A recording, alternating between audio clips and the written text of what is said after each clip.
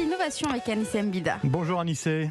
Bonjour Lionel, bonjour à tous. Alors voilà une bonne nouvelle pour la planète Anissé, puisqu'il existe désormais une nouvelle génération de centrales à charbon ou au gaz et qui ne rejettent pas le moindre gramme de CO2. Oui, et ça paraît à peine croyable, Oui, parce que même si on est nul en chimie, tout le monde le sait, dès qu'on brûle du gaz, qu'on brûle du charbon, qu'est-ce qui se produit, qu'est-ce qui se passe? Il y a de la fumée, il y a forcément de la fumée. Eh bien, on ne verra plus aucune fumée au-dessus des nouvelles centrales qui sont conçues par les Américains de Net Power.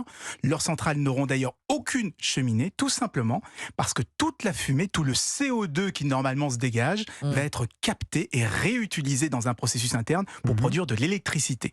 Du coup, ça en fait les premières centrales à gaz sans aucune émission, évidemment de CO2, mais aussi d'oxyde de soufre, de NOx, bref, de toutes les fumées toxiques qui polluent l'atmosphère autour de ce type de centrale. Ah, cela veut dire qu'elle génère de l'électricité avec du CO2 et des fumées, Anissa ?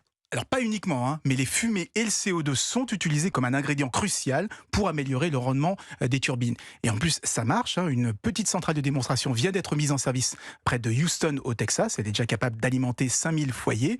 Du coup, il passe maintenant à l'étape supérieure, c'est-à-dire la construction d'une grosse centrale classique. Elle doit être opérationnelle en 2026. Ça sera près d'Odessa, toujours au Texas. Et il y a énormément d'intérêt pour cette technologie parce que ça produit de l'électricité à un prix imbattable, et pour cause. Ça reste des centrales à gaz et des centrales à charbon. Son autre avantage, c'est qu'elle peut s'adapter aux centrales existantes et limiter aussi bien leurs émissions que leur impact écologique. Non, mais le problème aujourd'hui, Anissé, c'est qu'on construit encore beaucoup de centrales à gaz et beaucoup de centrales à charbon.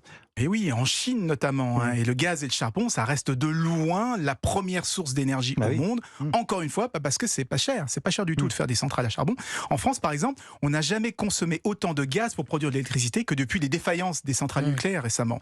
Et l'Allemagne, qui vient d'abandonner le nucléaire, va doubler sa production d'électricité avec des centrales à gaz pour couvrir l'intermittence des énergies renouvelables. Donc, comme on n'en a pas fini, on n'arrive pas à se débarrasser du gaz, autant rendre les centrales un petit peu plus écologiques. Merci Anissé Mbida. L'innovation revient demain.